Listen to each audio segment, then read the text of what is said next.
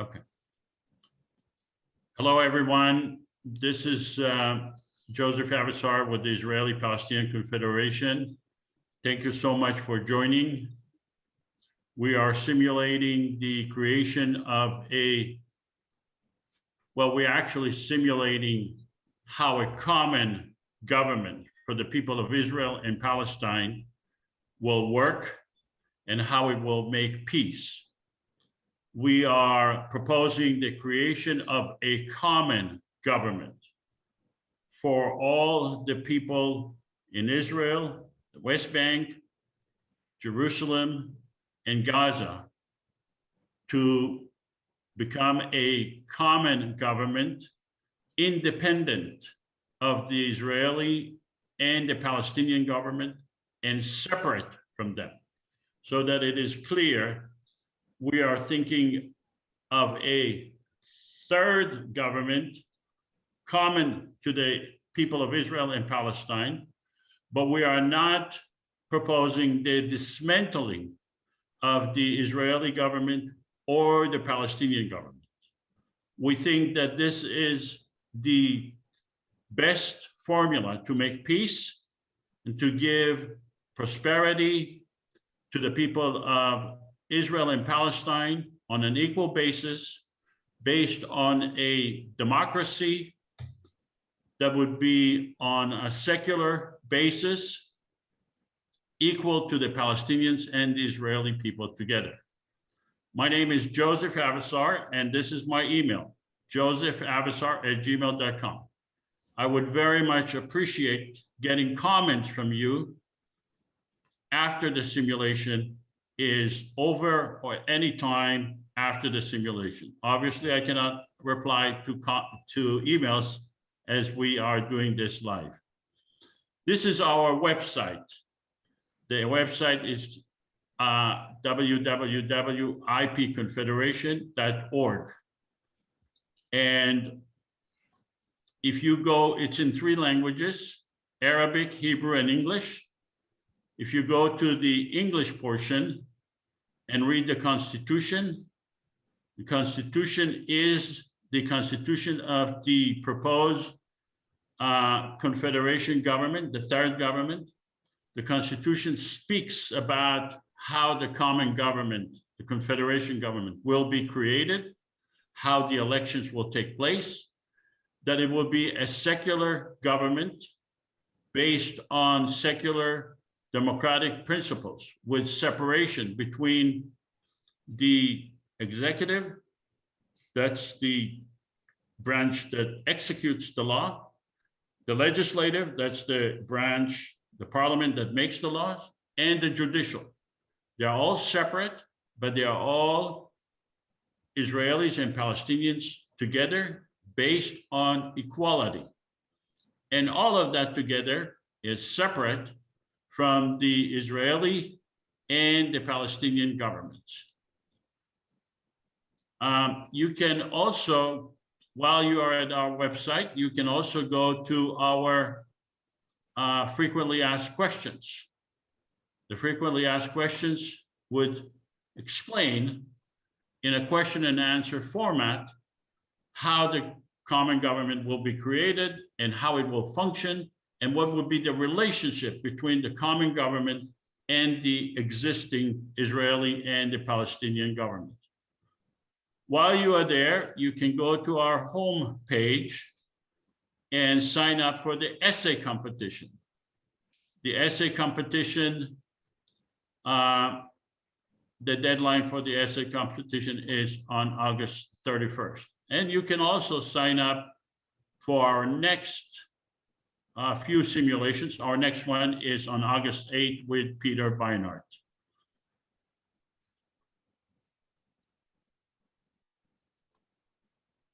The $500 Root Shaping Essay Competition, the name of it is, the title is, I participated in an Israeli-Palestinian Confederation simulation. Ruth was a very strong supporter of the IPC, and she was very instrumental with Dan, her son, who is here with us today. She just passed on in April of this year at the age of 90. She was very, very sharp and helped us create these simulations. And I'm very thankful to her for doing that, and to Dan. She was a lawyer, and the combination of Dan as a good computer person and Ruth as a lawyer was very, very helpful. So I hope you join the simulation, you sign up for the essay competition. Today we have as a speaker, MOHAMED MOSTAFA.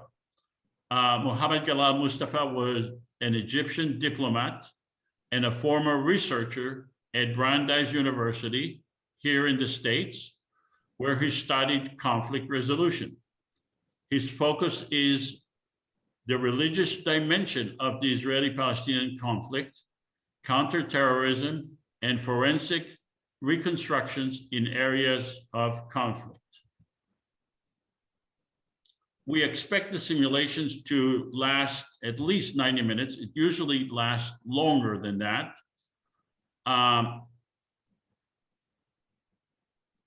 What we are doing is we're having segments. So the segments are the Constitution, and then we're going through some legislations, depending on how the conversation would go, where we do not have a set legislation that we want to go through, because each time it's a different set of legislation because of how the conversation goes. So we're going to have those segments, and then we'll vote on the segments, and then we'll ask Mr. Galal to respond and opine on what we have discussed. And then at the end, we'll have a Q&A for 30 minutes, where we can ask Mr. Galal questions or anybody else. And then we'll have a closing remarks for 5 minutes. Mr. Galal, is this format acceptable to you? Yes, definitely. It's very good. Okay, thank you. So we prepared a short video. It's a 2.5-minute video that explains how the common government will work. I'd like to play that to you. The conflict between Israelis and Palestinians has endured for generations, and instead of time healing the wounds, it's only caused the anger to the violence to grow. But what if there was a way to alleviate the tension? Something that may not outright solve every problem, but at least create a forum that encourages a peaceful compromise. Welcome to the Israeli-Palestinian Confederation, a common third government between the Israeli and Palestinian citizens, specifically designed to foster peace, tolerance, and economic prosperity between the two nations. Here's how it works. First off, both Israel and Palestine will keep their respective governments. Israel's Knesset and the Palestinian National Authority will remain unchanged. The Israeli-Palestinian Confederation, IPC, will be a third entity acting as a unifying agent between the two. The IPC will comprise 300 parliament members elected from 300 districts in Israel, the West Bank, and Gaza. Above them will preside a president and vice president, one Israeli and one Palestinian. In order for the IPC to pass a law, it will require a 55% majority from its Israeli representatives, as well as a 55% majority from its Palestinian representatives, thereby preventing either side from monopolizing the legislature. Of course, the IPC won't undermine the political power of either the Israeli or the Palestinian government. At any time, Israel or Palestine may veto a law passed by the IPC. If neither side vetoes, the law is passed. And the two nations are another step closer to resolution. Please help us make this a reality. The Israeli-Palestinian Confederation. We might speak different languages, but we all mean the same thing. So our objective is we're going to actually simulate what was in that video. We're hoping to demonstrate that the Israeli-Palestinian conflict could change dramatically if we have a common government for the people of Israel and Palestine, side by side, the Israeli government and the Palestinian government. Not only would it make peace between the Israelis and the Palestinians, we believe it will also make peace with the neighbors. We are not here to have a historical review of the conflict. We're not here to decide who is the bad guy, who is the good guy, or blame one side or another. We are not anti-Israel or anti-Palestinians. We are here to make peace. Our speaker today is Mr. GALAL. He's not a representative of the IPC. He was invited because of his expertise and his background, but he's not a representative of the IPC. We will ask him to opine about the IPC and what we are demonstrating. We are pro-peace. We follow our own narrative, and we expect the Israeli and the Palestinian government, the common government, to follow its own narrative. It doesn't have to follow Israeli narrative or the Palestinian narrative. It's a different government with its own perspective and its own narrative. At the same time, we do not preclude any other formulas. Whatever it is, by the government or by private organizations, we do not preclude any other formulas. We think that our formula is the best formula to make peace, and it is most likely to succeed, and it makes more sense. But we are not precluding other formulas. We had some disruptions before. We may have them again. We're taking steps, and I think pretty good steps, to avoid those disruptions. Do not be alarmed. If we happen to have disruptions and we need to get off the air, which I don't really think is going to happen, come back within 5 minutes using the same link that you used before. We are going to be showing you legislations. The legislations are written in a layman's terms, so it's not written in a statutory language in order for everyone to understand. We are not able to show you all the legislations that the common government could pass or create. We only have 90 minutes, so we'll show you few, and that's the tip of the iceberg. Keep in mind that the common government could come up with many, many legislation that would be beneficial to both the Israelis and the Palestinians. So keep in mind what we are showing you today, in our opinion, is the tip of the iceberg. We are asking you to look at the big picture and avoid technical arguments when we are discussing here today. Also, I'm asking that you will refrain from comments during the simulation, but you can ask questions. Questions are fine, but comments, reserve those comments to using the chat or at the end. The chat feature, which is as part of your dashboard, is a very, very powerful feature. When I participate in other simulations, I routinely use the chat feature because the chat feature gives me the opportunity to express my opinion while the discussion is going on, and for everyone to understand my opinion without disrupting the Zoom event. What's the difference between a question and a comment? If I show you an airplane and you say, Joseph, how does this thing fly? That's a question. That's fine. It's actually encouraged during the simulation. You can ask questions. But if you say, oh, airplanes cause pollutions and I will never get on an airplane, that's a comment. If you want to make a comment, use the chat or wait until the end. Would really be appreciated. We're asking you to accept certain facts as facts and accept certain assumptions also as facts. So let me create my pen to make it easier for me to demonstrate. Okay, let me see, where is my pen? Okay, there it is. So these are the facts. we believe these are real facts. That the Israeli prime minister represents the Israeli people only. That the Palestinian leaders represent Palestinian people only. These are facts. We are asking you to assume these as facts.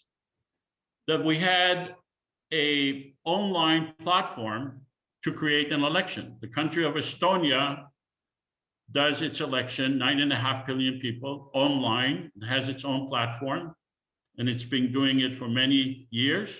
Many private organizations, many municipalities hold their elections online.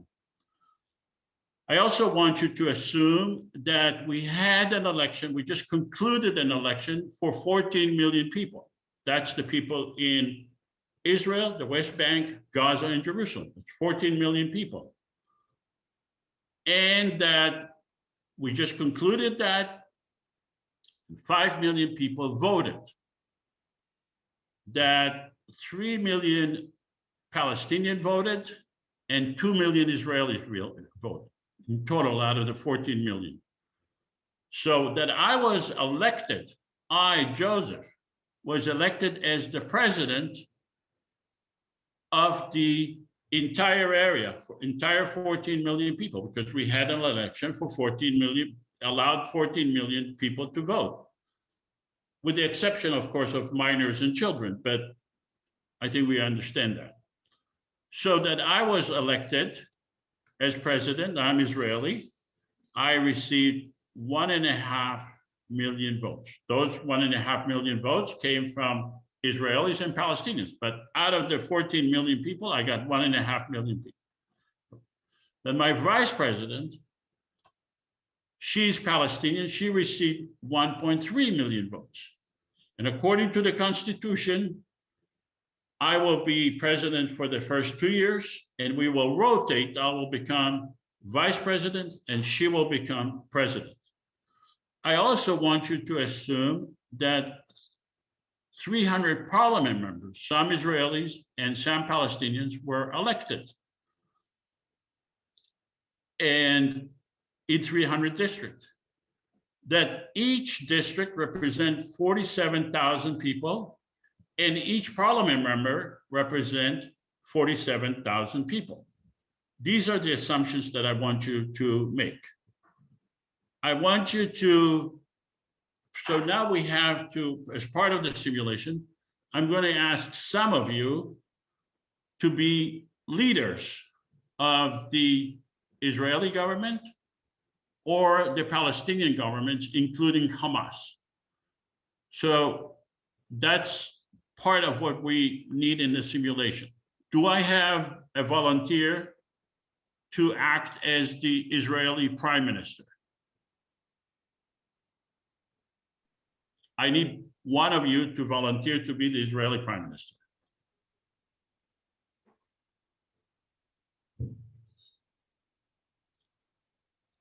Okay, come on, guys. I need help from you. I was the Palestinian president last time. I can be the prime minister of Israel. Now you are the prime minister of Israel? Sure. Okay, so you are Nasir, prime minister Yes. of Israel. Okay. Do I have Hamas leader?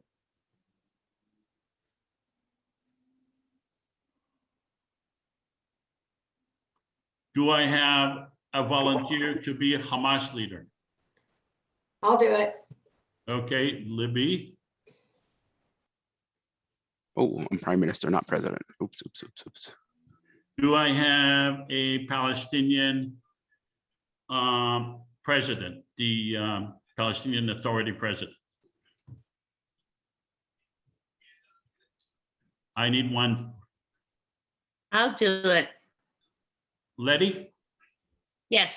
Okay. Terrific.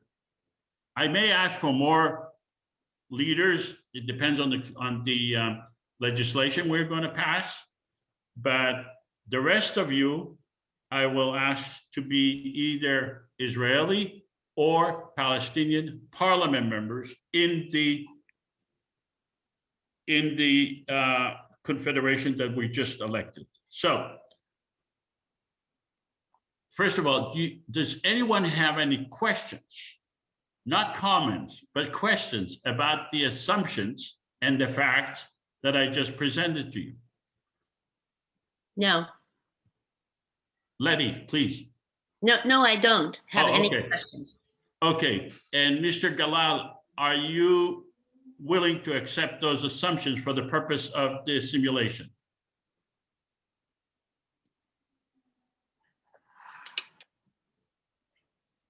Yes, Mr. yes, definitely. I just unmuted the mic.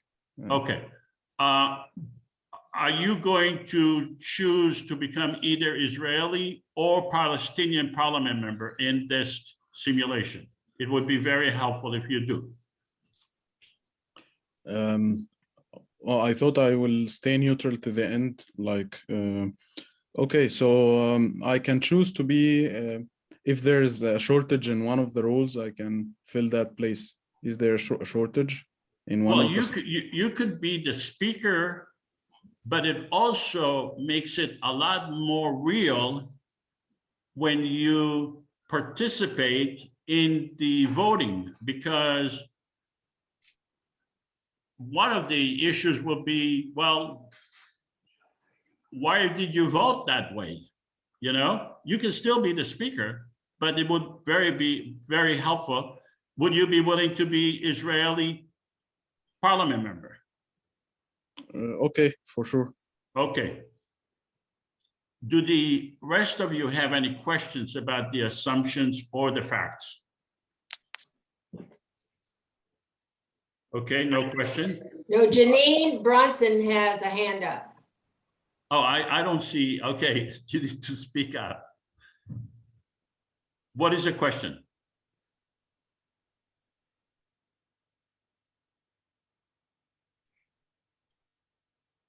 Okay, you can ask the question later as we go along. I have a question. Yes, Barry. Are we assuming that the Palestinians are dropping their no normalization issue? Their demand no normalization? No, we are not assuming anything of substance. We are just assuming that those Palestinians who ran for parliament, some Palestinians who ran for parliament were elected. That's all. We're not assuming anything about their political opinion or stand. We are just assuming that they are going along with the Constitution, which we are going to do right away. Any other questions? Okay.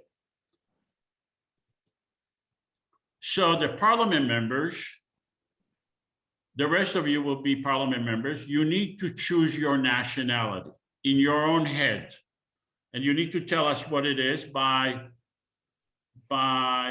putting a PA in front of your name if you're Palestinian, or IS in front of your name if you're Israeli. So this way we know if you're a Palestinian parliament member or if you are Israeli parliament member. So if you're not able to do that, technically, the way to do it is to right-click in front of your name and put a PA or an IS if you're Israeli.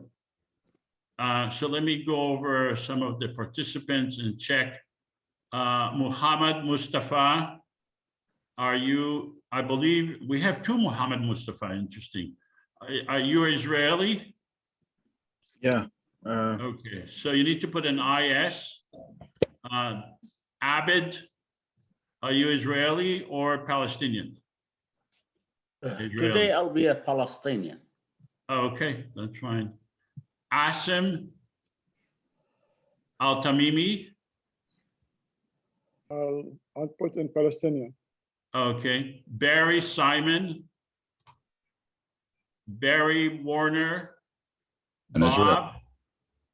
And Israeli. Okay, Bob. Claudia, Israeli. okay. Who said that? Barry? Barry Bob. Werner? Yeah, Barry Werner is an Israeli. Okay, and what about Barry Simon? Claudia, are you Israeli or Palestinian? I'm going to just be an observer, Joseph. Okay. Thank you. You can change your mind as we go on because it is more fun to participate. Letty is the Hamas leader. So you are not Israeli or Palestinian, you are Hamas leader. No, I volunteered to be the Palestinian president. And you accepted. Yes, I apologize, yes. Okay, I have Letty and Libby, okay. So those who are either Israeli prime minister or Hamas leader or the PA leader, you are not part of our government. You are the heads of a different government.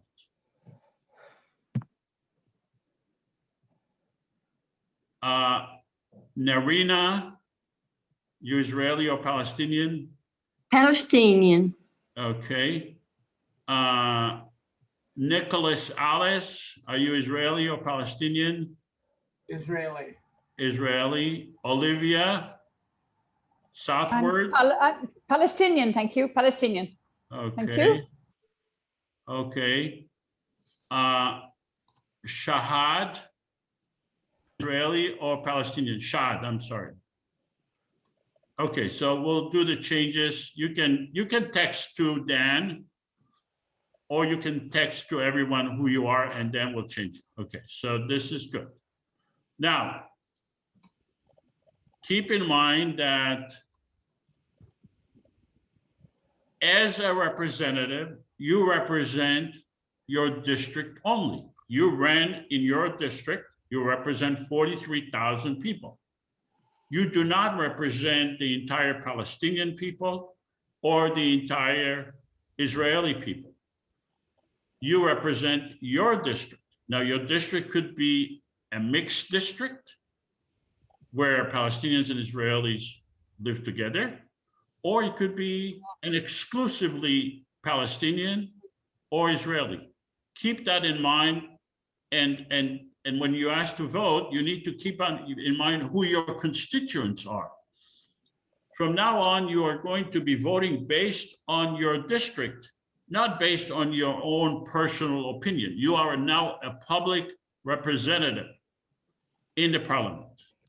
I am Joseph. I am the president of the 14,000 people. I represent the Palestinian and the Israeli together. That's my responsibility. So now we are proposing a constitution, and we need to vote on the constitution. And let me read to you the constitution. We believe that Israelis and Palestinians are entitled to equal rights under the law and guaranteed human rights and freedom. The Israeli-Palestinian Confederation does not intend to supersede or supplant the Palestinian or Israeli government, nor to abrogate or undermine any agreements between those governments. In other words, we're saying whatever those governments, Israeli and Palestinian government, want to decide between them, that's fine with us. We are not trying to undermine any agreements between them. We recognize that the government of Israel is the legitimate government of the Israeli people, and the government of the Palestinian is the legitimate government of the Palestinian people. Our purpose is to resolve conflicts and to expand the relationship between Palestinians and Israelis in a fair and equitable manner. We believe in equal rights under the law, guaranteed human rights and freedom for all.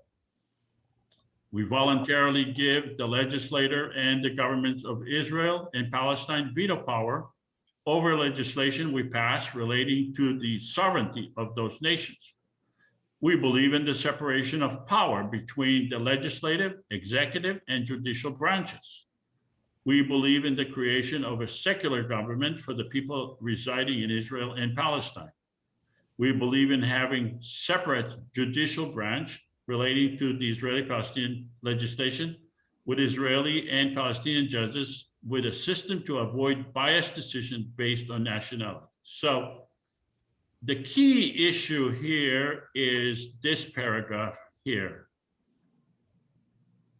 We voluntarily give the legislator and the governments of Israel and Palestine veto power over legislation we pass relating to the sovereignty of those nations. Does anyone have any questions? Not comments, but questions regarding the text of the Constitution? Yes, does that mean that we are a consultative body, not a legislative body? No, you were elected. You are a legislative body. You represent a district. And you are a legislative, a parliament member. Because, and now the Constitution is being put forward in front of you to vote on it. Are we an analog of the European Union? No, we are the Israeli-Palestinian No, I Confederation. know we are. I'm looking for a framework that already exists that I can look at as an analog to what you're proposing. So what is the closest approximation of what you're proposing in terms of the relationship between the three entities? We are rejecting trying to compare to other institutions around the world, because every time we compare, there is also a difference. We created a system, a constitution for the people of Israel and Palestine based on their unique circumstances. And we are asking you to examine this constitution in the context of the Israeli-Palestinian conflict, not in the context of Europe or Australia or the United States or Canada. Okay. Any other questions? Once again, so we're suggesting that we can make suggestions of laws, and both the PA and Israel would accept those laws and make them part of their law system. Is that correct? We are passing legislation. We are the government. We were elected by 5 million people. We are a legitimate government for the people of Israel and Palestine. You are a legitimate parliament member because you were elected in a democratically elected election. I was elected by 1.5 million people. 5 million people voted. So we are not making suggestions. We're not a second-class entity. We are a first-class entity that represents the entire people. So we are expecting Israel and Palestine to give up sovereignty with regard to what they have accepted. No, we pass legislation and we give the Israeli and the Palestinian governments a veto power over those legislations that affect their sovereignty. We realize their power. We realize we cannot dismantle them. We do not want to dismantle them. And we say, look, we are a government. We are the government of Israel and Palestine. We understand your sovereignty, and we give you a veto power over legislation that affects your sovereignty. You'll see how it works. Any other questions?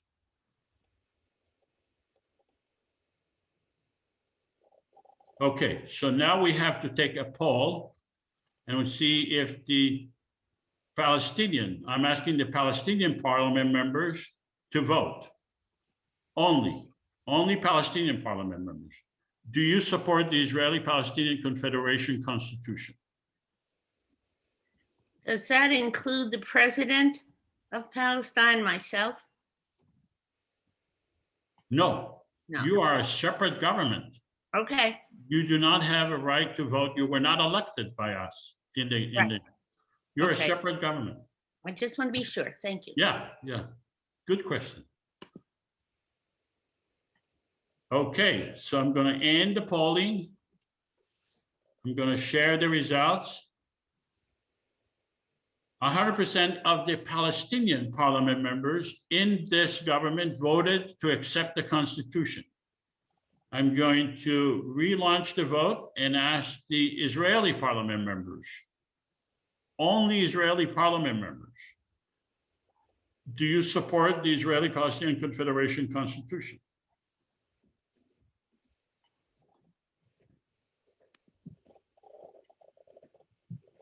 I'm going to end the polling. I'm going to share the results. 100% of the Israeli parliament members voted to accept the Constitution. So congratulations, we have a Constitution, and it was passed by the parliament of the Israeli-Palestinian Common Government. So let's go to the, now, you notice that we have not given the Israeli or the Hamas leader or the prime minister or the PA a veto power over this constitution because it doesn't affect their sovereignty. It's a constitution that we pass. We don't need their cooperation in implementing anything yet. So, Mr. Galal,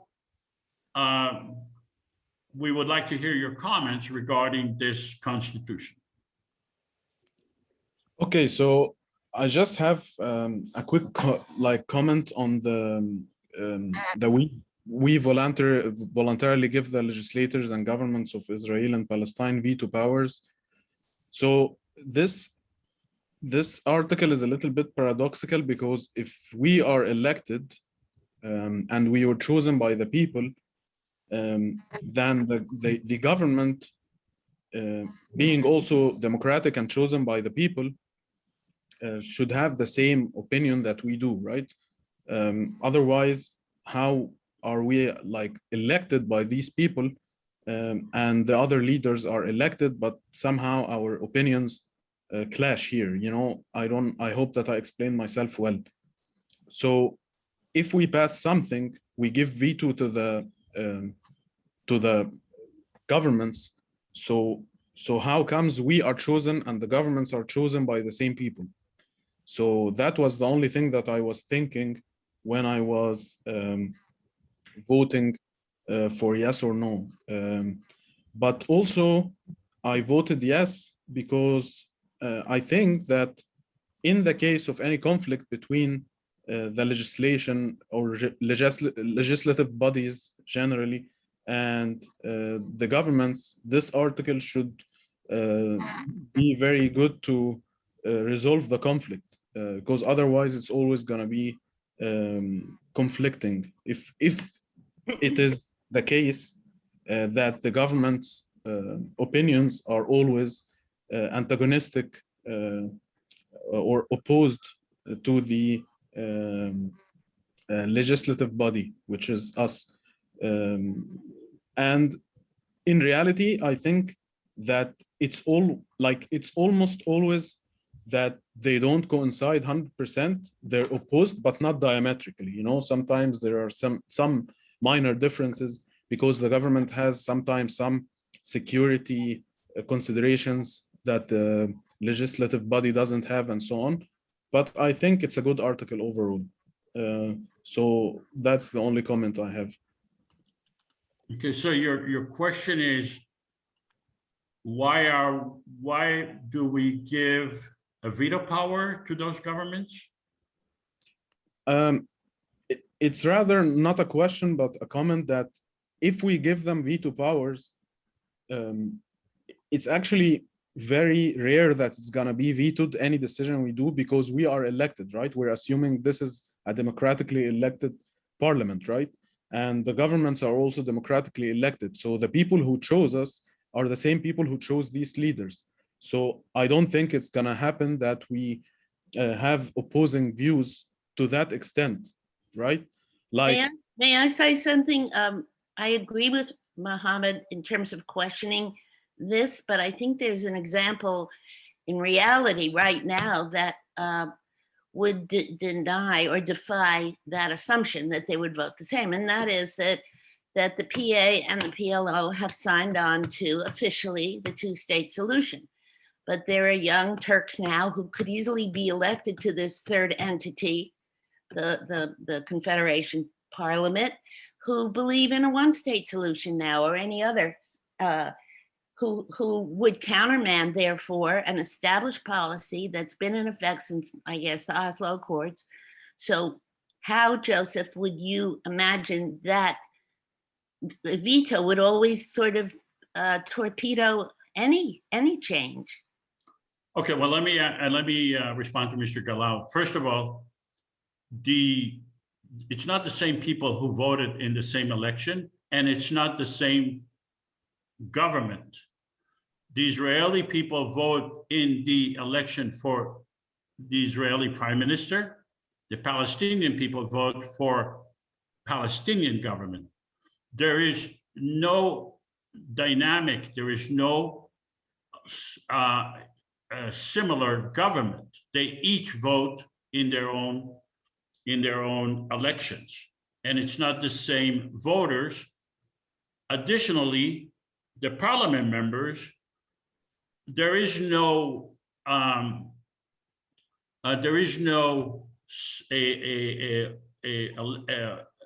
election for districts in either Israel or Palestine.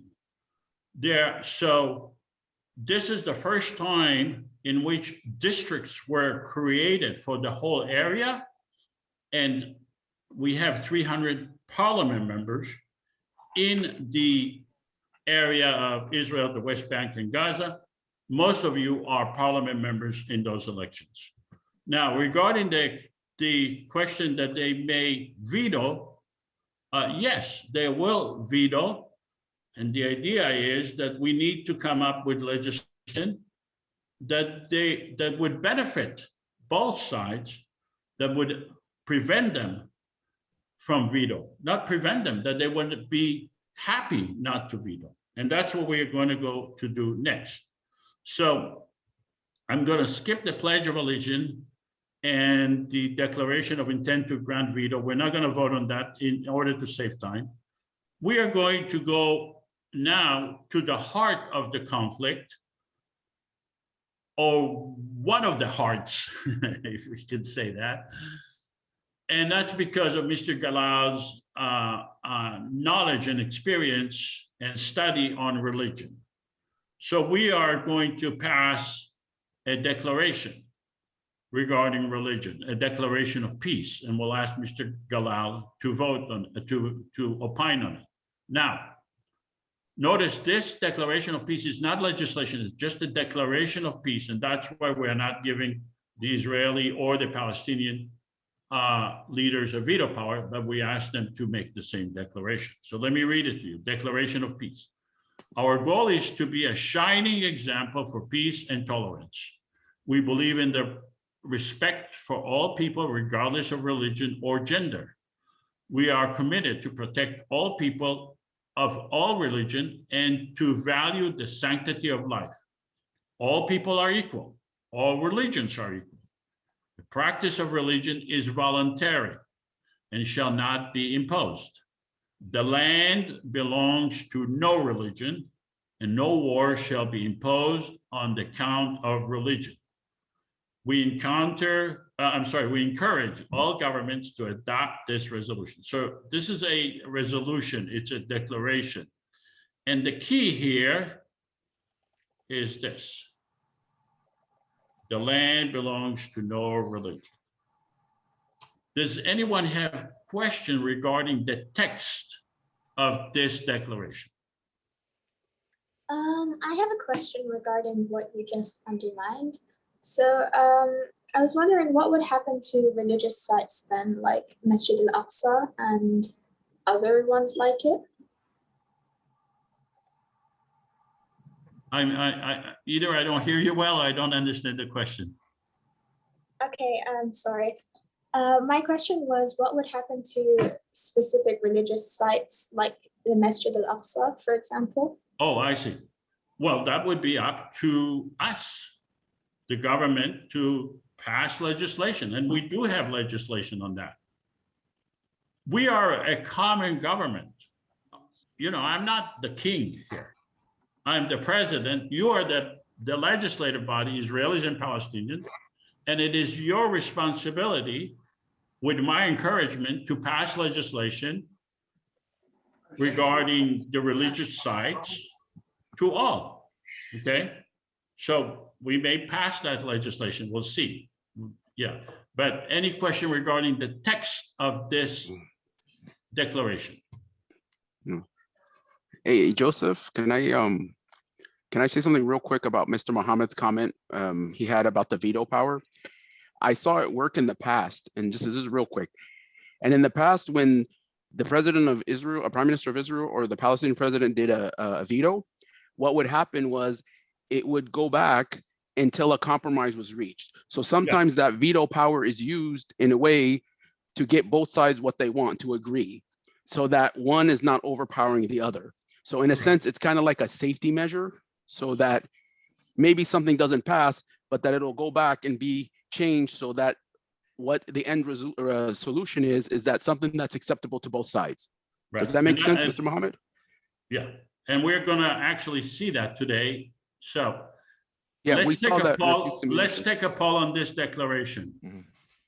I want to see do you agree with this declaration? Please, this is for the Palestinian parliament members only. Do you agree with this?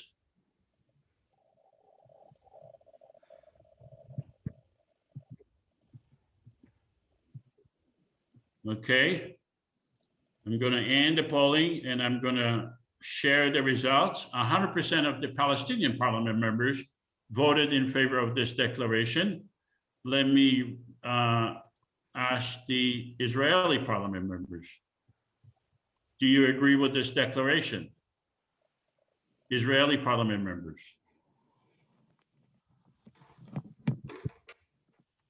Okay, I'm going to end the polling. I'm going to share the results. 86% agree with this declaration. So this declaration passed the IPC. It is not the law, it's only a declaration. I'm going to ask the Israeli Prime Minister, Mr. Prime Minister, Mr. Nasir, are you accepting this legislation as the Israeli Prime Minister? Will you be accepting this declaration? Yes, I'm accepting it. Okay. Mrs. Hamas leader, are you accepting this declaration? Now remember, you have to assume the personality of Hamas. I would have a lot of questions about this, I believe. I'm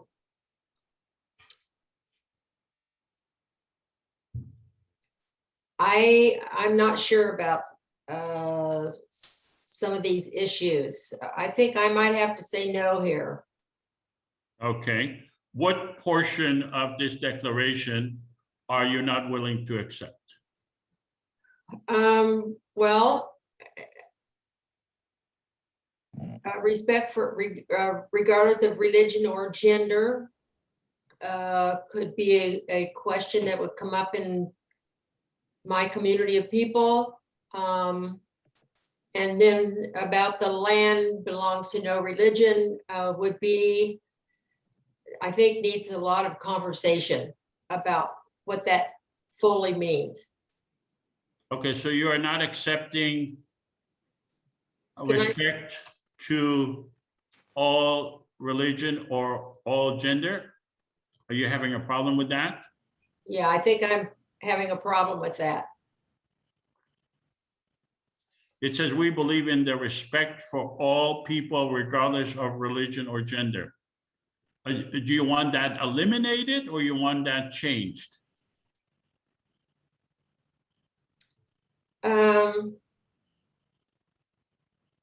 This is hard because it's so far out of my my thinking.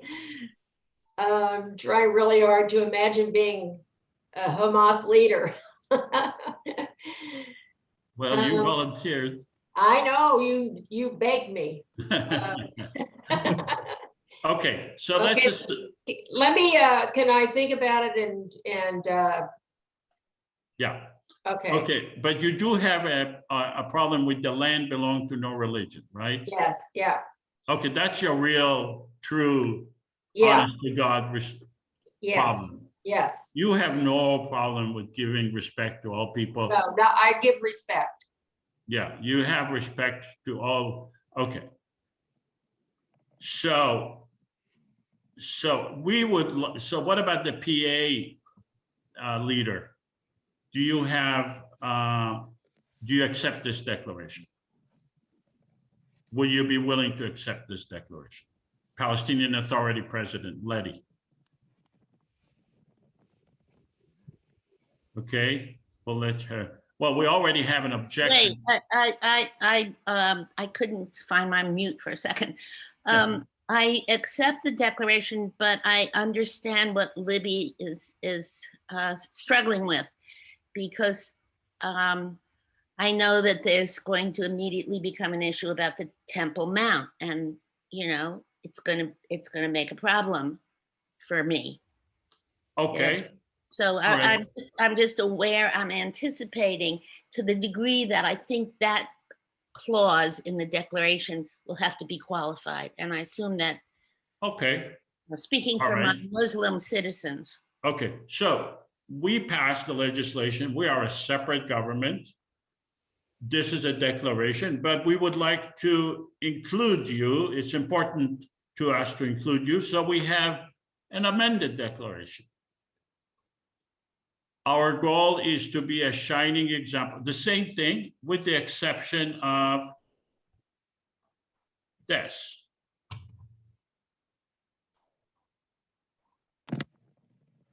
We respect the connections of all religions to the land, and no war shall be imposed on the count of religion. Everything is the same. We changed this paragraph. So let me ask the Israeli Prime Minister, Mr. Nasir, are you accepting this declaration?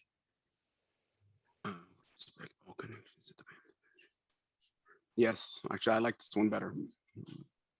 And what about Mrs. Hamas leader? Are you accepting this amended declaration? Yes, yes, I do. Okay. And what about the PA President Letty? Are you accepting this declaration? Yes, I do. Okay. So now we have a declaration that is, well, I didn't take a vote, but since the parliament voted on a more severe declaration, I assume. So Did we lose our guest? Yes. So I'd like to speak from Mr. Galal regarding this declaration. I think we lost him. No, We lost him? I don't No, see. I'm Oh, here. oh, I see you. I'm sorry. I'm sorry. Oh, you moved in my screen. I thought was- you're talking about someone else. Yeah, yeah. This is an example exactly of what I was talking about. So do you see how like we had a veto and it just was changed a little bit until it was accepted by both sides? So that kind of was an example of what I was talking about earlier. Right. So, Mr. Galal, can you voice your opine on this declaration? I think the declaration in both forms, the amended one and the original form, were both excellent. Again, I just have a concern because a lot of people here in reality are assuming roles from the other side, let's call it that. So there will be a little bit of difficulty in assessing the real decision that you would come to, right? So for example, we respect the connections of all religions to the land. This can be accepted by some Hamas leaders, but some others who are more extreme would be opposed to it. And I would assume the same from the Israeli side again, you know, from the right and versus the left and so on. So it's just a small thing to note and to keep into account. that is it actually like going to be voted that way in reality?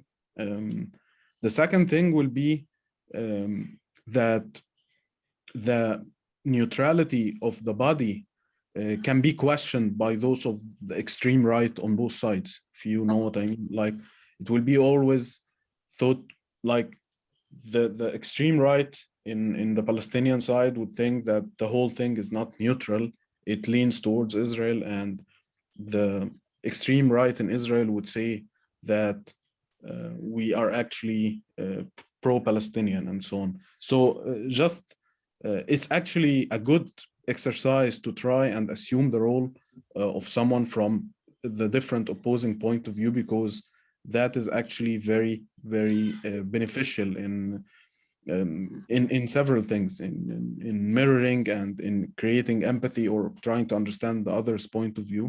So this is the only comment that I have about matching with the reality of what's going to happen in terms of the voting on these declarations. And also, just a quick comment, I saw someone from the PA side, Mr. Giacomo Valentini, he was raising his hand, but nobody was able to listen to him so far. Yeah, it's a very good point. Yeah, that's a good point. Jacob, can you ask your question, please? Actually, my comment was that in the it's actually been superseded. I had a proposal that in the absence of agreement from Palestinian Authority or other bodies who have veto power, we could anyway adopted a declaration of peace as a provisional article, hoping that in the future other sides would join, maybe at a later stage if we had consultations and conversations. But I think this was overcome by the fact that the amended declaration was accepted. I see. Okay, I see 3 raised hands. Could you please try to focus on a question rather than a comment? We'll have a comment, or you can write them in the chat. So do you have, does anyone have a question? I have a question. Yes. And I should have asked it at the outset. I hope you'll answer it at this point. I think it's problematic at the get-go to assume 2 separate, a bifurcated Palestinian government is going to be inevitable, because Confederation, I think, preceding Confederation, and I want you to answer this. What is the question? Yeah, I'm saying preceding Confederation, wouldn't the Palestinians insist on a united Palestinian entity? So why are we assuming that it's going to be a bifurcated Palestinian, two different people representing Palestine in the very first place? Okay, because that's the reality on the ground right now.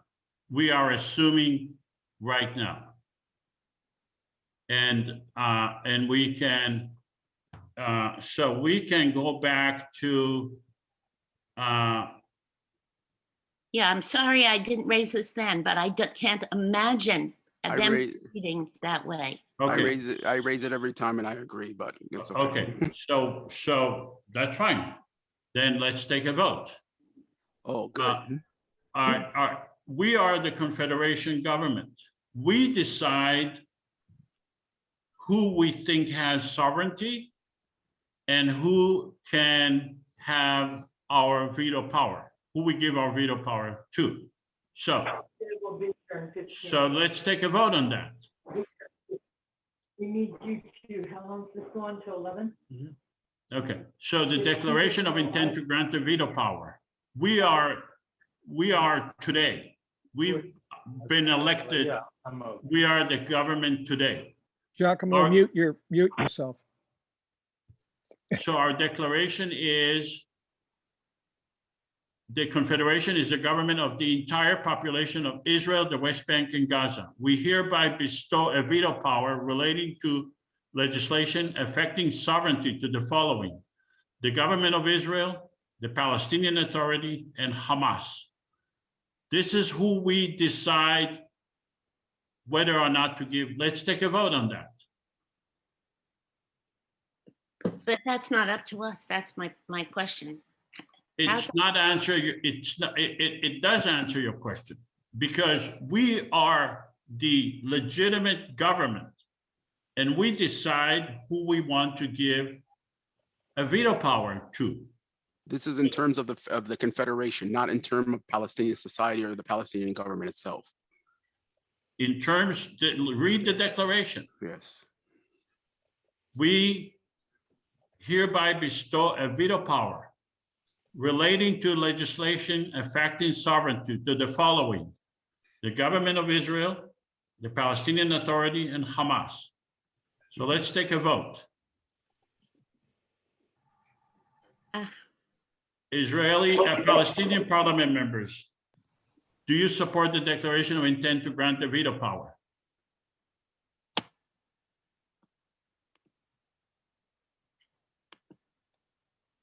Okay. Okay, I'm going to end the polling. And I'm going to share the results. 45% of the Palestinian parliament members voted in favor, 55% voted no, okay? So let me go back to them. Let me ask the Israeli parliament members first, next, and then we'll go back to these who voted no. Do you support the declaration? This is for the Israeli parliament members. Again, I have to ask, do I have no voice in this with my parliament members? No. Yeah, if you are a parliament member, yes. If you are a No, president, when you get to no, you're not. You're a separate government. We are a Okay. separate government. Okay, I just want to be sure. Okay, so let's end the polling. Share the results. 50% of the Israelis said yes, 50% said no. So let's try to go back. Joseph, can I make a comment? No, questions? I have a question. Yes. Maybe you questions. already answered this, but this is raising for me why, if we're a separate entity and a whole different governance, why would we give veto power to anybody outside of us? Why would we give it to Israel, the Palestinians, or Hamas? Because we cannot implement. It's only with regard to legislation that affects their sovereignty. So we can pass all legislation we want, but if they are not part of the system, if they don't have a say at the table, we are not able to implement the legislation that we want to implement. So let me speak to the Palestinian parliament members who voted no. Could you please identify yourself? Those Palestinian members who said no, please tell us who you are. Just, I don't see us. Tell me your name.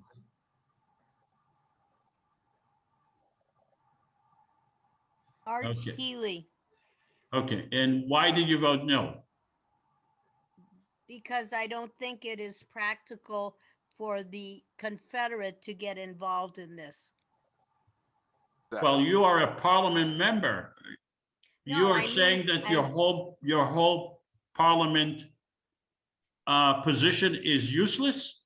No, I'm saying that I don't believe in the veto power here once because of the Confederacy. I don't see why the other Israeli or Palestinian local areas should have a veto. Okay, so what do you do if we want to pass legislation to create a joint economic zone in Gaza, between Gaza and Israel? How are we going to get the cooperation of Hamas if we do not give them a veto power? Well, I'm not sure. That Hamas should run for election under the Palestinian Authority and be voted into power by the Palestinian people. Simple. Yeah. Just I'm like sorry? just like you have Likud and different parties. Hamas needs to win elections in the Palestinian Authority, and they can have influence in the Palestinian Authority's decision in the Confederation, in this Yeah, that Confederation. pretty much Yes, summarizes I that. agree with the gentleman who has just spoken. And I think he said that before, Joseph. There should be just one representative for Palestine, for the Palestinians. I agree with him. Exactly. So I did too. ignoring Hamas would be a bit risky, but let's move on. Okay, well, if we pretend that they are a unified body, then it's a poison pill. Yeah, but because we are accepting their internal conflict to control us. okay, but Israel's had 4 elections in the last 2 years. Are we going to have now veto powers to the division of parties? I mean, the government of Israel is just as fragile as the Palestinian Authority is right now. We do not believe that these are different parties. Hamas has control over Gaza. If you do not agree with that, then you are denying reality. Hamas is in control of Gaza. The PA is in control of the West Bank. That's the reality that me, as the president, I believe, and that's what I'm trying to push as legislation.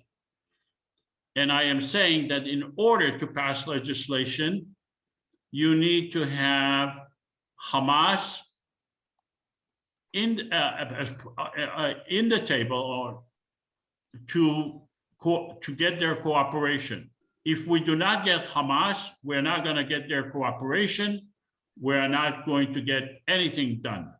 We're just going to pretend that there is one government, and we're not going to get. Yes.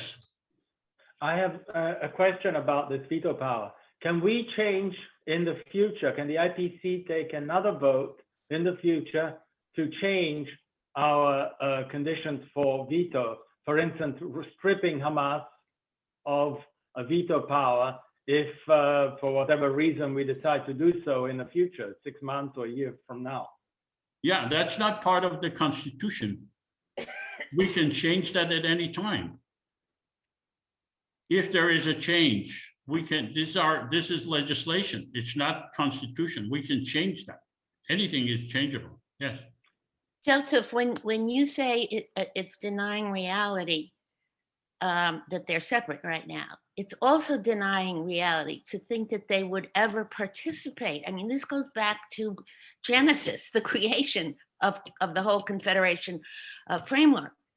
Isn't it denying reality that the Palestinians would participate in their divided form and be, two separate entities inside of the Confederation overarching in that tent?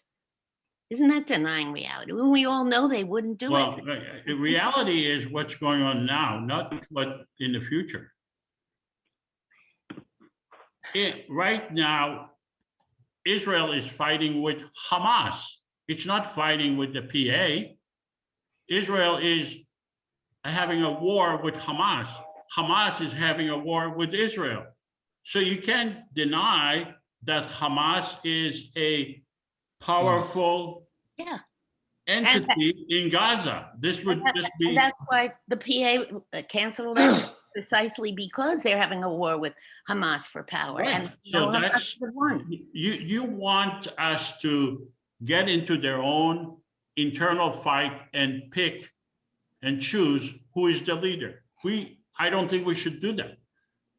We should recognize that Hamas is the power in Gaza, and the PA is the power in the West Bank. I think that we've heard the opinions, and we should have another vote, because now that we've heard people's reasoning, let's have another vote. Okay. Please. Very good point. Very good point. Okay. Because I think sometimes we vote without knowing exactly some of the points, and now that we've heard it, I think we'll have a more educated vote. Okay. Okay, let me get rid of this window. I don't know. Thank you, because I'm probably going to change my vote because I didn't understand there were 3 equal veto powers. Yeah. Okay, all right. I'm going to relaunch the vote and ask the Palestinian parliament members. Do you support the declaration of intent to grant the veto power? Palestinian parliament members only.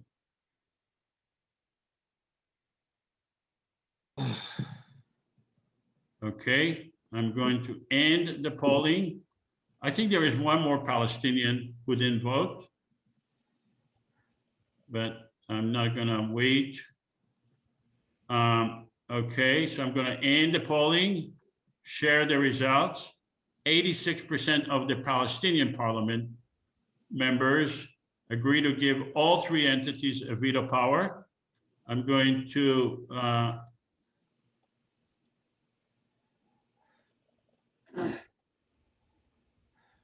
relaunch the polling and ask the Israeli parliament members. Do you support the declaration of intent to grant the veto power for Israeli parliament members? Okay. I'm going to end the polling. I'm going to share the results. 63% of the Israeli parliament members voted in favor of giving all three entities a veto power. So now we can move on. Before we move on, now you notice the Israeli or the Palestinian or the Hamas leader were not giving a veto power on the declaration to grant them a veto power because it's our internal declaration. So let me go to Mr. Galal and get his comments regarding this. The first comment is that I really like the idea that we were allowed to vote twice because a lot of it is very difficult to grasp quickly, and we need to ask a lot about it before actually taking the right decision according to our own opinion. The comment I have is just regarding my expertise. If we take a look at, I understand a lot of people's comments about the almost impossibility of having Hamas or maybe the Israeli alt-right come on board on a lot of these issues, because the problem is at some of its core issues are religious, right? So some of the extreme Islamists think that this is the Islamic land, right? Or it's a Jewish land by some of the real extreme Jewish factions that are active in political life.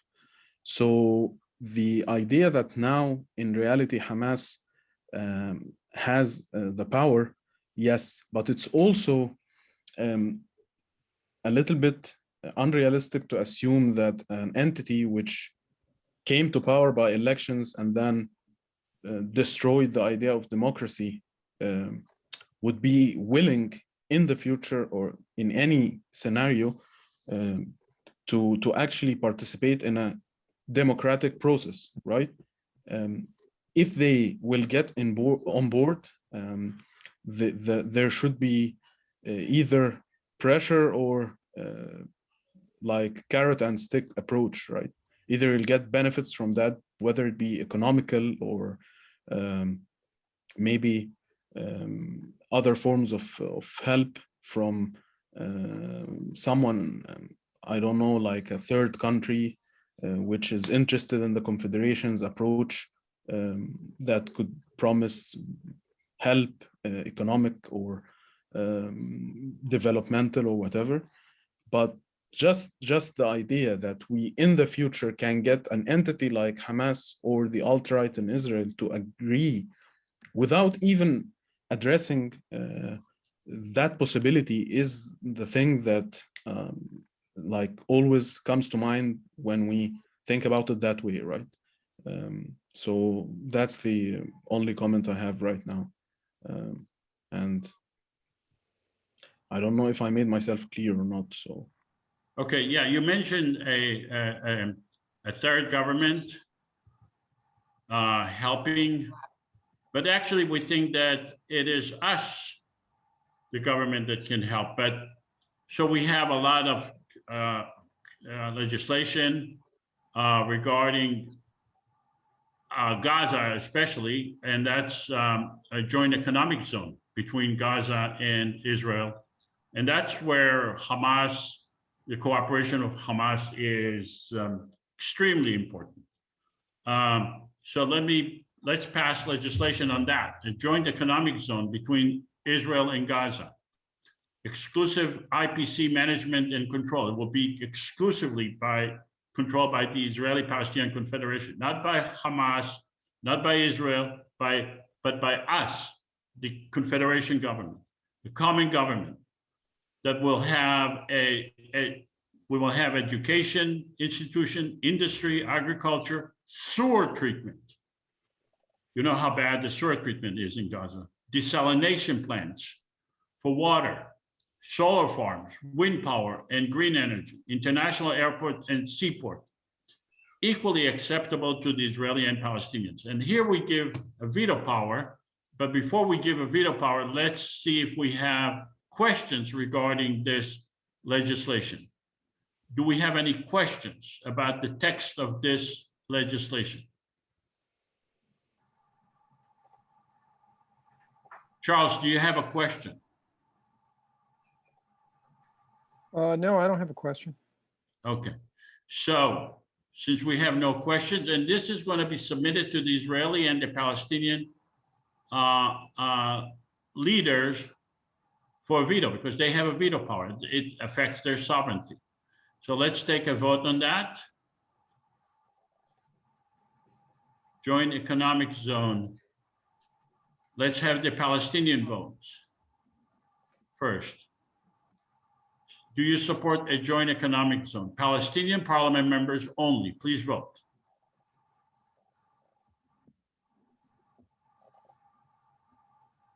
Okay. And I'm going to end the polling. I'm going to share the results. 83% of the Palestinian parliament members voted in favor of this legislation. I'm going to relaunch the vote and ask the Israeli parliament members, do you support a joint economic zone?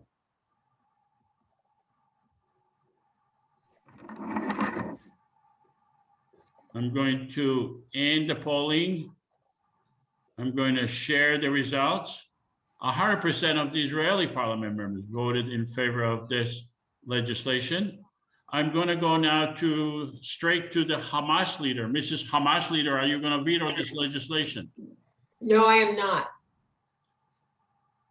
not. Israeli Prime Minister, are you going to veto this legislation? Mr. No. Netzer? No, I'm accepting this legislation. Okay. Palestinian Authority leader, are you going to, Letty, are you going to veto this legislation? I enthusiastically endorse this legislation. Okay.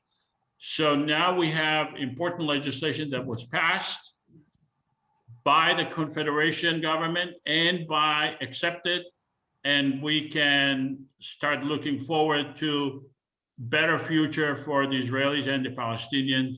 And I'm going to stop sharing, and now we can go to the question and answer and comments. I see some of you have raised your hand. Let's start with Barry Werner. Yes, can you hear me? You can. I think that giving Hamas veto power would destroy the IPC. If it's possible for Israel and the PA to make agreements and do some good, then we should allow for that. But if we allow Hamas to destroy the possibility of Israel and the PA getting together, then we're just going to create a deadlock. So I think that we have to agree that Hamas is just not in it, unless they ask to be in it. But we don't expect them to be in it. Okay, were you Palestinian or Israeli parliament member? I'm an Israeli. Okay, and what is your district? Where is your district? In what part of Israel? Netanya. In Netanya, okay. And so in Netanya, you have a very large diamond industry, correct? Not anymore, I think. It used to be. Okay. And you would like to export the high tech from Netanya into Arab countries, into Iran, and make peace with all those countries, right? And of course.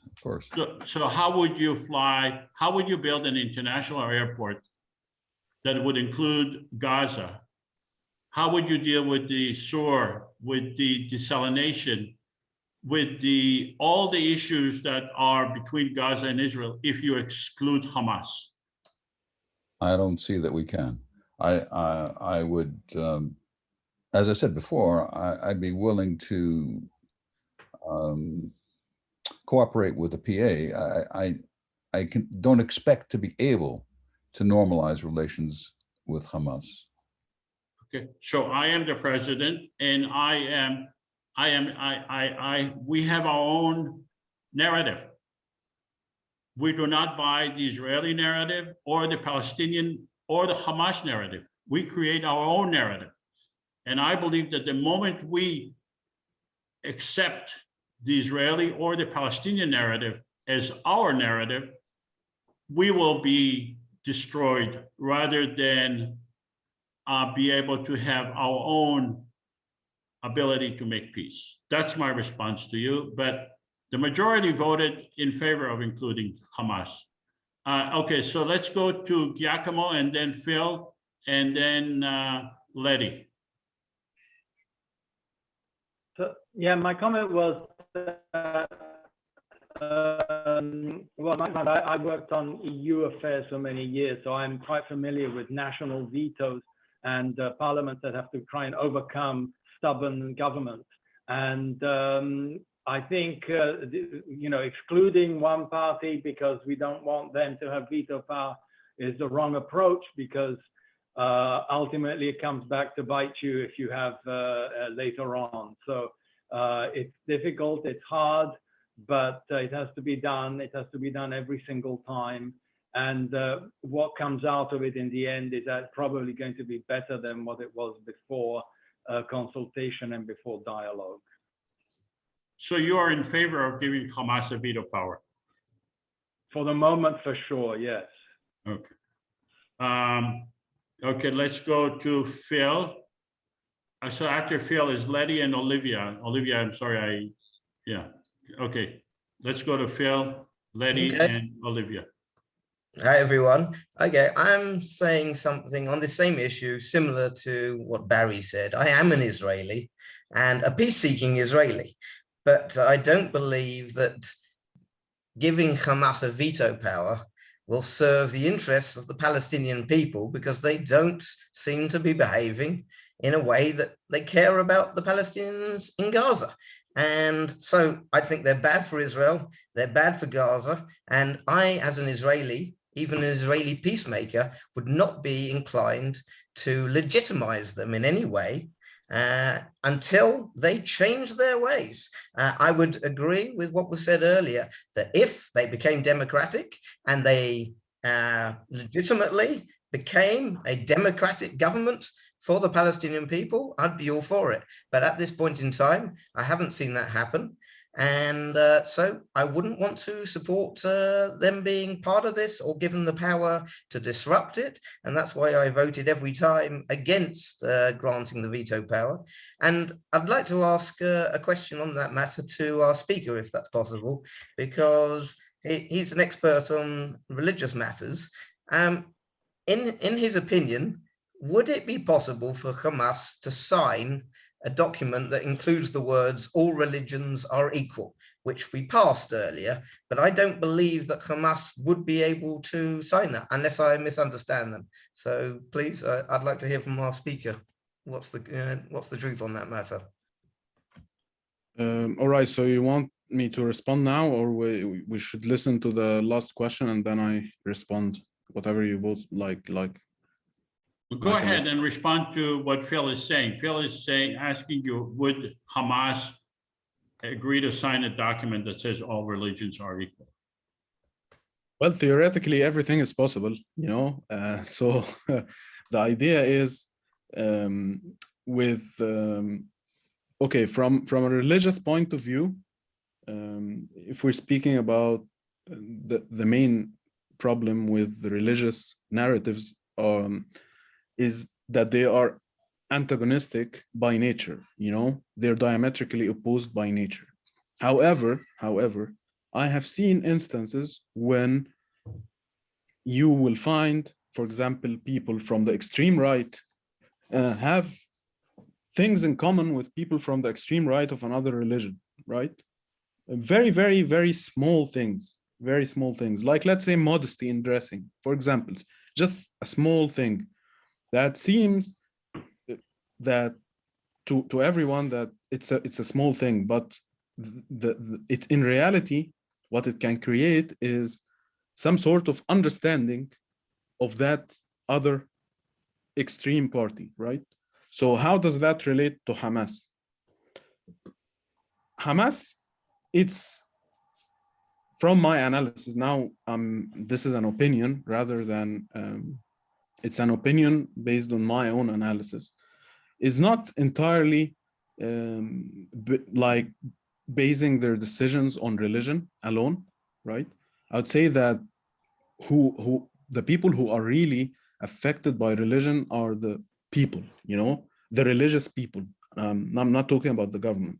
The real religious people in any country or any place, whether it be in Israeli parts, in Palestinian territories, or in any other country. The people who are really affected by religion are people who are not interested in politics.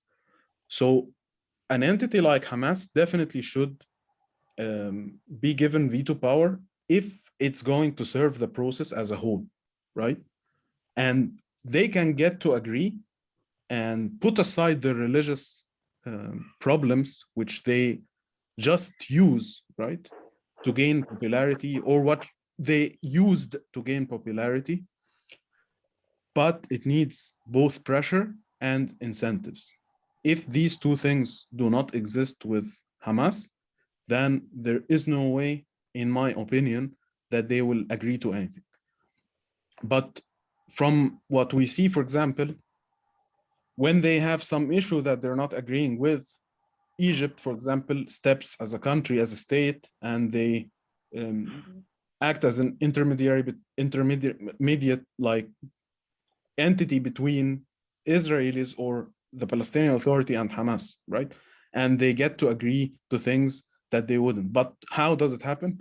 They say, okay, we will open some of the passages for you that were closed. We will allow you to get your people who need treatment through Egypt and things like that. So give them incentive or give them some pressure, and they can yield to that. But in reality, they are not the people who actually have a problem with the core religious issues. In my honest opinion, they're just using it. So there is a possibility that they can be on board with the Saudi pressure, maybe with and there is something that Joseph said has to do with, we are the entity that can or should be the intermediary and the body that's trying to fix the issue. But we can also use these countries that are willing to do the rules. That's what I wanted to say, right? Like, if we can use this country, which, for example, is willing to do more in terms of peace, so why not? It's not that we want the Saudis or the Jordanians to sideline our initiative, but we should use whatever capabilities that these people have. Maybe a country like Qatar, which gives money to Hamas, can actually come on board if they feel that they can solve some of their other problems, right? And then they can push Hamas because they give them money or they gave them money. And so things like that need to be part of the thinking when it comes to dealing with Hamas. And for sure, I don't see Hamas as the religious problem that we have. If I'm given time at the end, I'll say who I think religious-wise are the real problems that are really affecting the peace process. It's not Hamas, in my opinion. They're just using religion like Muslim Brotherhood used it in the past, and like a lot of pseudo so-called religious movements that have political ambitions. I hope that answered your question. And thank you very much. It was an excellent answer. Okay, let's go to Letty. Joseph, could you put me on the stack? I got to leave in a few minutes. Oh, sure. Okay, so why don't you go ahead now? I would like you and the guest to comment on the idea that this basically reality, the political reality between all these groups is an ongoing conversation. When the conversation breaks down, that's when violence happens. So considering that that's what it is, there's a lot of argument in any conversation back and forth between the time when two people are opposed and when one sees the point of view of the other one. So to me, that's what the whole IPC thing is. It's not that necessarily you're going to get somebody to agree right away, but it creates that, it broadens that possibility of that conversation. So could you talk about how the IPC would function in that way? Both starting with our guest and then Joseph, if you would. All right, so one of the things that I wanted to speak about to all of you and to Joseph, first of all, in order to get to point B, you always have to start at point A. So having the initiative and having the idea in itself is a good thing, right?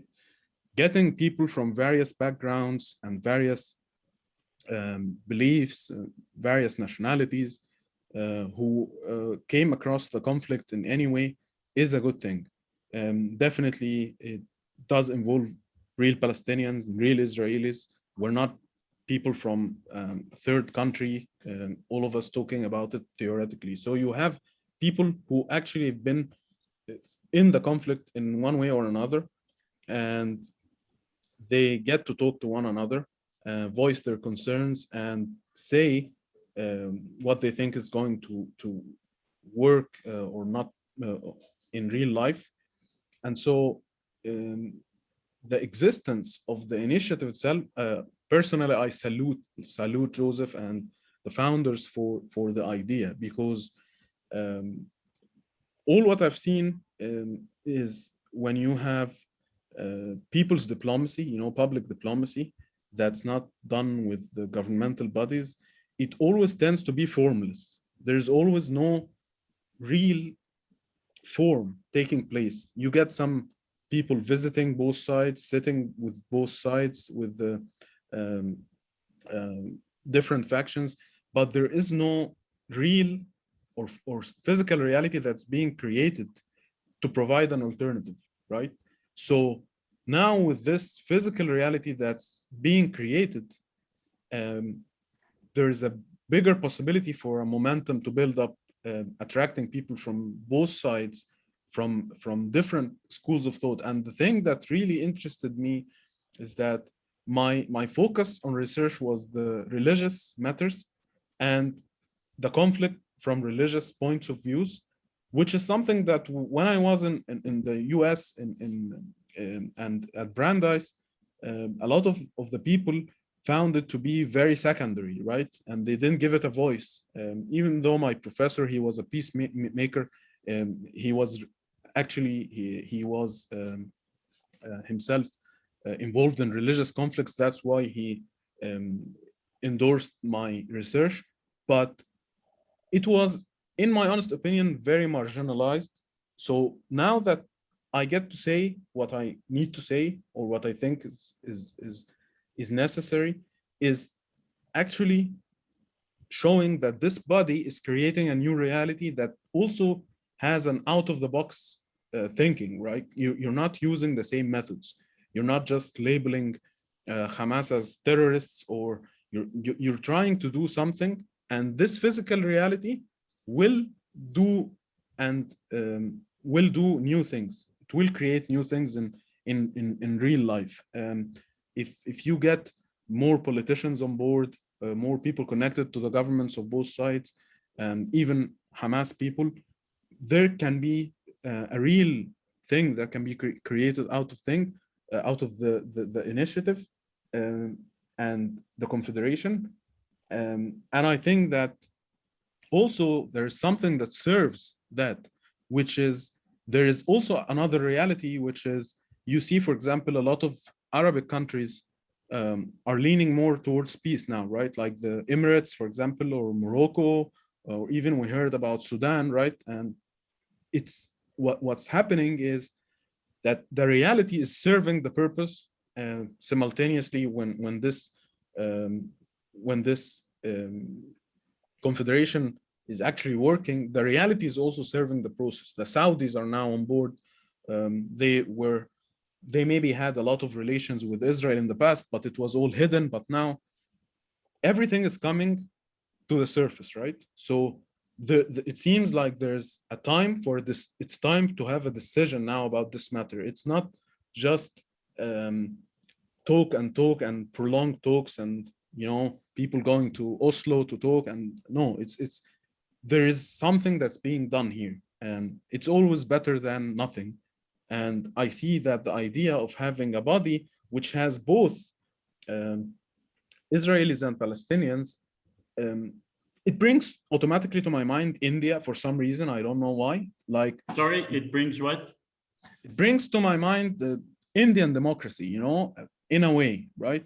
So the country which is a majority of Hindus can, like in theory, can have a Muslim president or a Christian president, and that is in and out of itself. The idea is actually very, very good. The idea of respecting various religions, the idea of getting a body, a legislative body that can actually implement and can in reality be the real parliament in both countries and territories.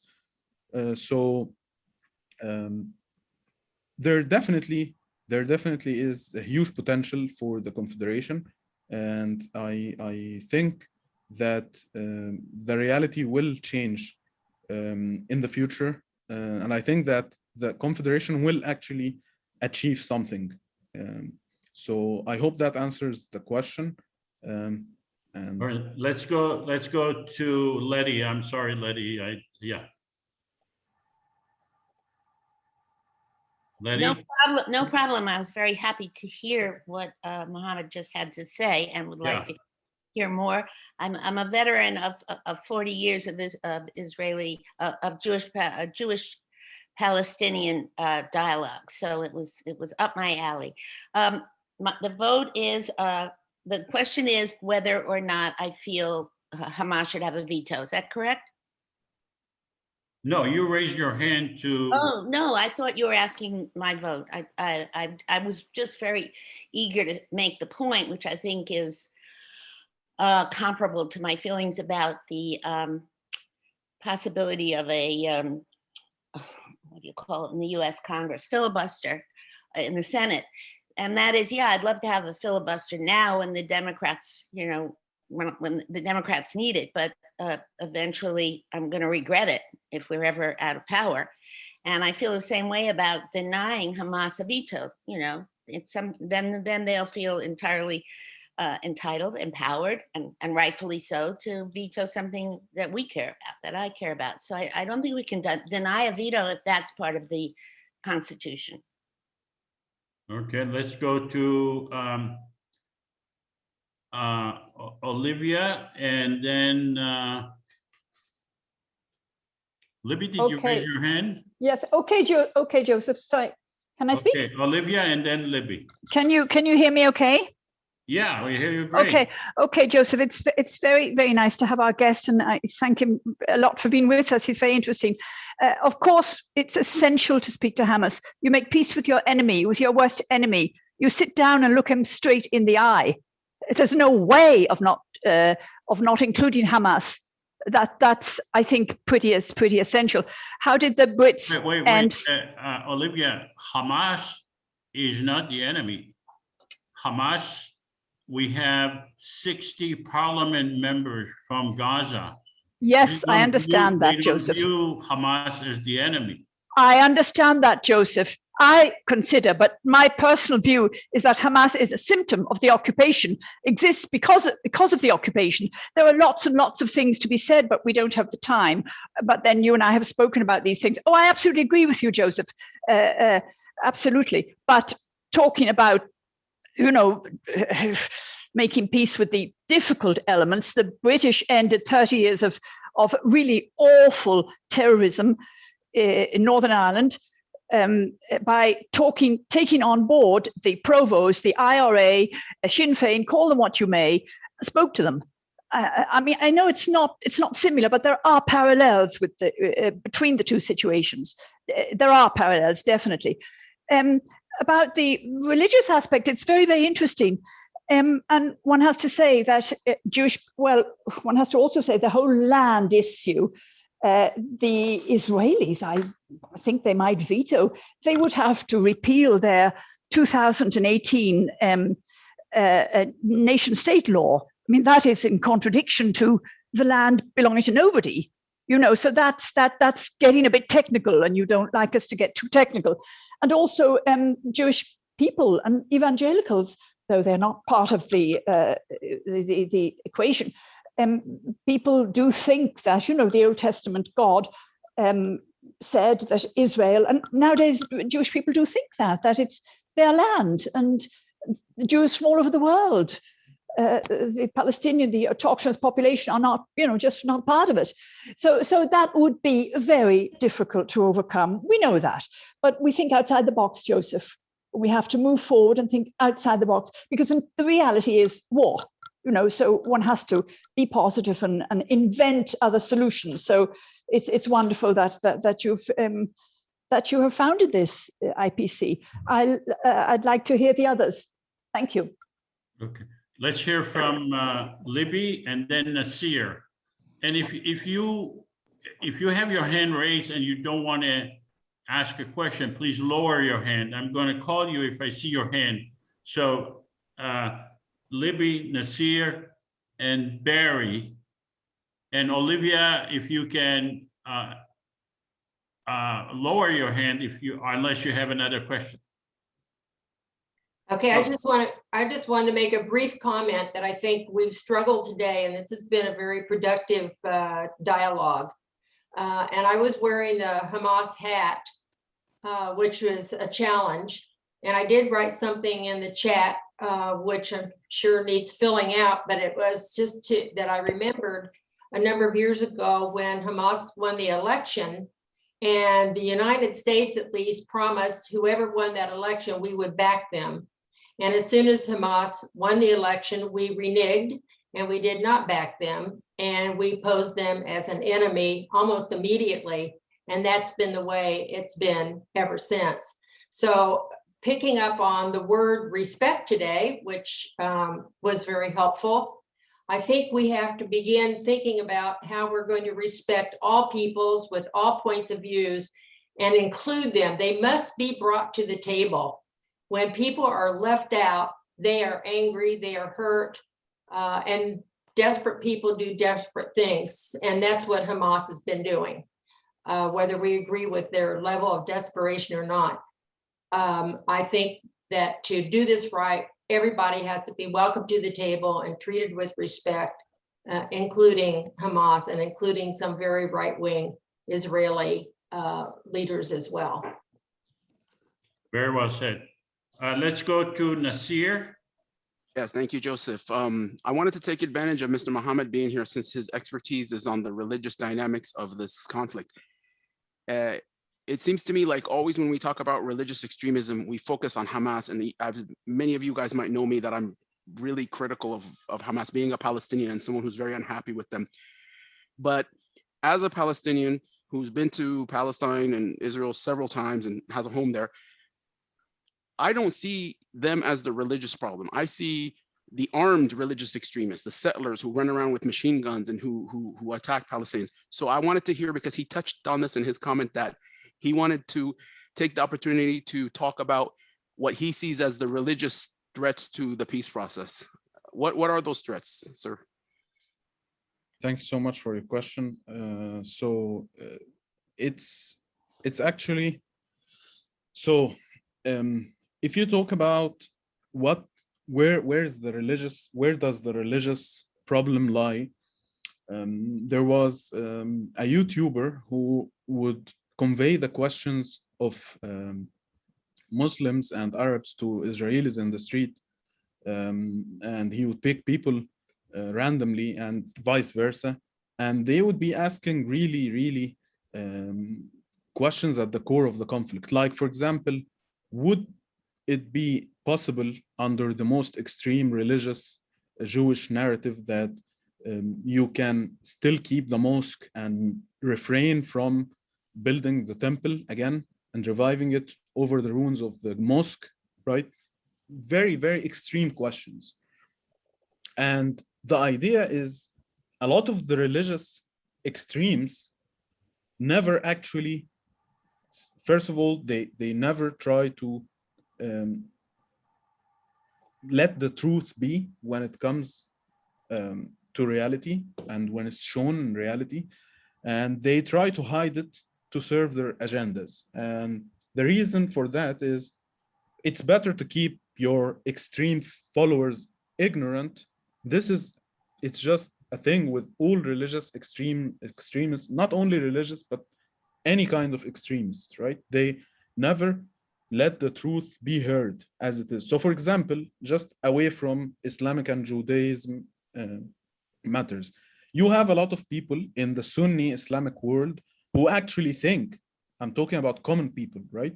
Who actually think that Shia Muslims have a different Quran altogether, right? Different book, which is, from a realistic point of view, is not true, right? It's not true. They have the same book. So what does that mean?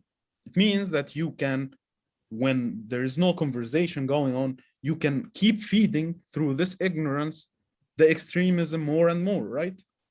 And so when you do have these conversations and these kind of exposure to the other, you actually get to question yourself, even if you're extreme, right? So your extremism may come down a little bit and it may be changed altogether, right? When you say who I see is the problem are the common people who don't engage with the other. That's why soft powers and exposure to the other in any way between these extremes is really important, because it gets, first of all, gets these extremes to question themselves.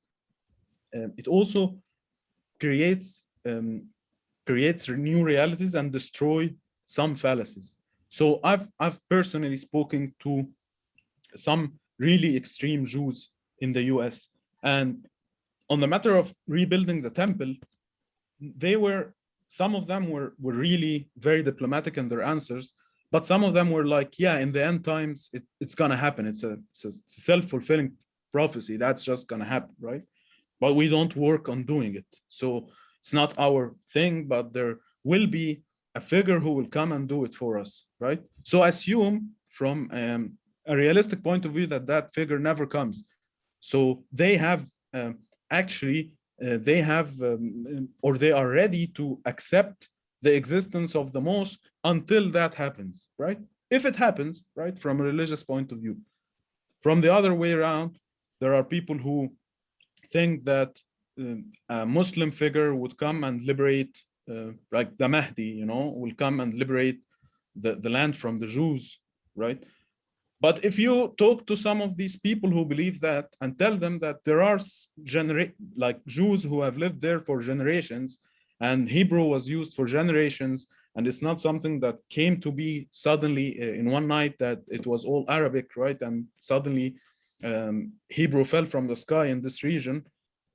They get to question themselves. I think the people who are ignorant to these facts are the most dangerous, because these people are the ones who, like I saw in the chat, are the ones who are being manipulated, the ones who are getting recruited by terrorist organizations. And these people mostly are young, they have no experience, they haven't been abroad, and they haven't seen the world, and they think that, yeah, if I do that, that will happen, you know.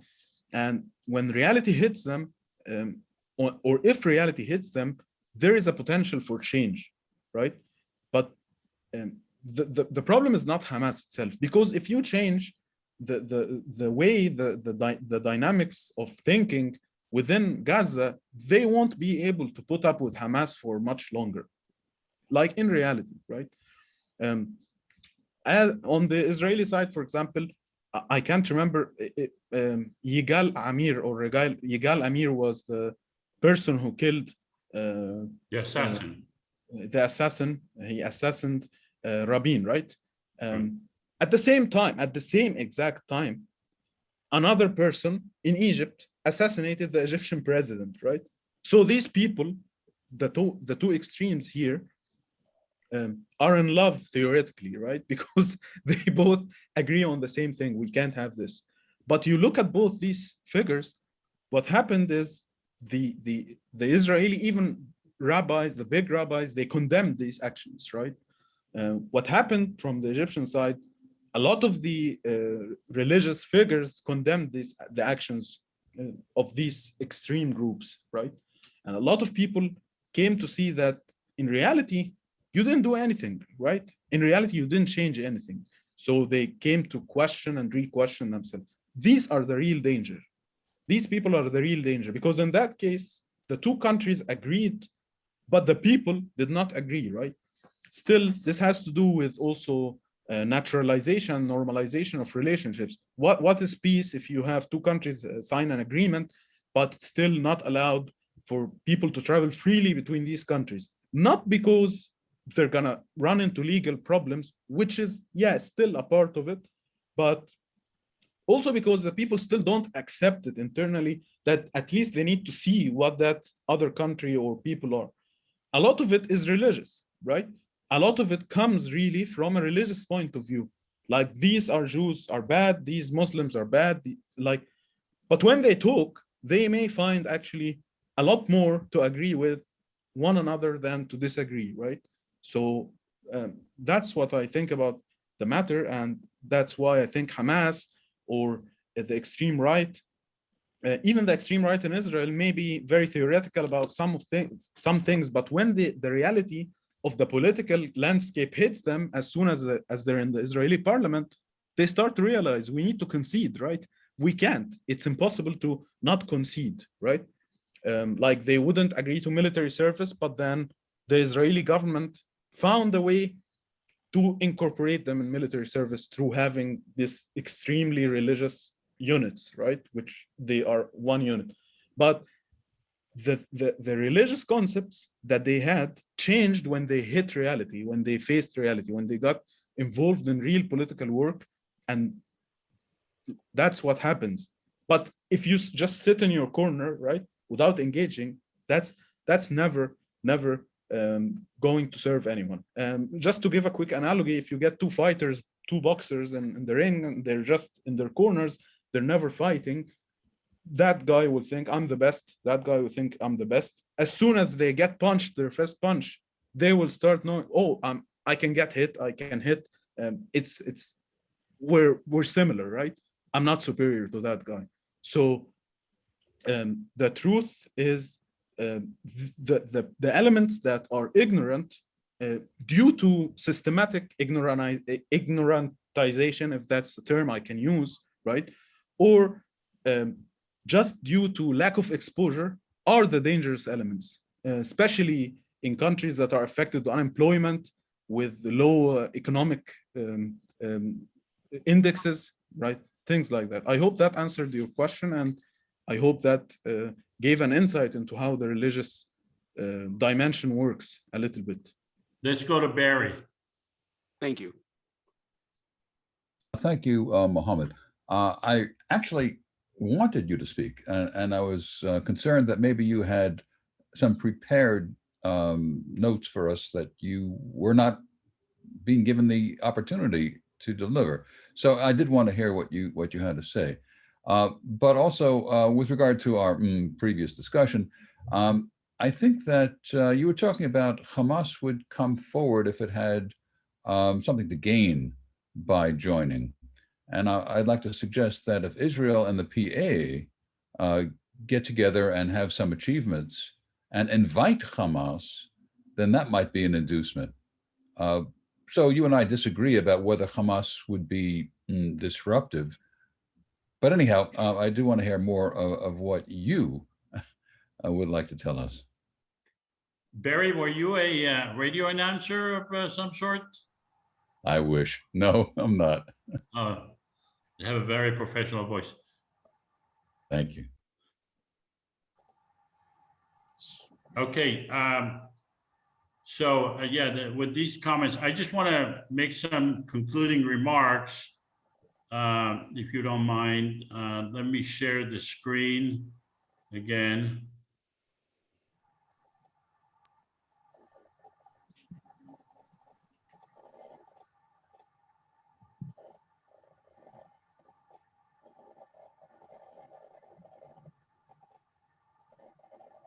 Okay, so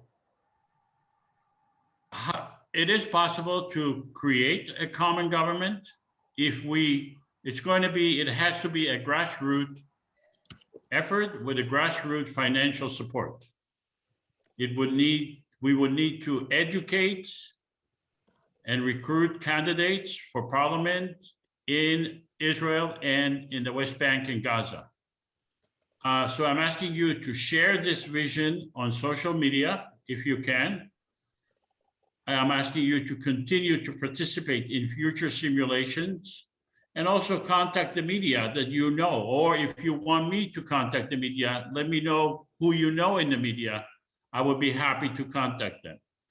Just want to let you know that there is the United Teacher of Los Angeles. That's the first governmental entity in the United States that would actually be making a decision regarding the Israeli-Palestinian Confederation. Regarding the Israeli-Palestinian conflict. And from my point of view, I'm trying to persuade them that they should also look into a confederation rather than condemning one side or another. So if you want to write to them, these are the people to write. You can send me an email. I'll give you those names. And you may want to encourage them to take into consideration an option for peace. Also want to tell you about our future simulations. On Sunday, August the 8th, we're going to have Peter Beinart. On Sunday, August 22nd, Noam Chomsky. On Monday, September 6th, Dennis Ross. On September 19th, Alan Dershowitz. And October 3rd, Cornel West.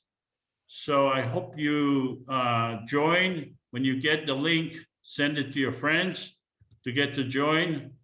And I want to really thank you all for participating and hope to see you. And I want to thank Mr. Galal for his very, very interesting comments. I'm more encouraged after I met with you, and it was a real pleasure, and I enjoyed it. So thank you all so much. Thank you. If you have any, Thank you, Joseph. Thank you, Mr. Galal, for your very wonderful contribution. And if you have a reporter, a newspaper reporter, or a media reporter you want me to contact, let me know, and I'll contact them. Thank you. Thank you, Joseph. Thank you, and goodbye to everybody.